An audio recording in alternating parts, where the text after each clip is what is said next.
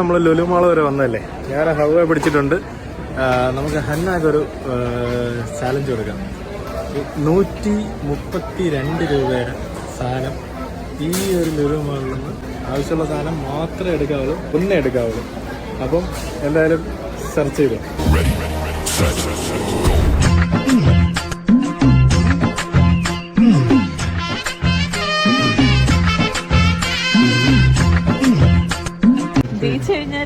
ജയിച്ചു കഴിഞ്ഞാല് diary milk കാണിച്ചു.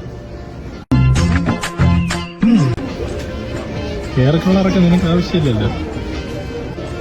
204, 214 എവിടെ?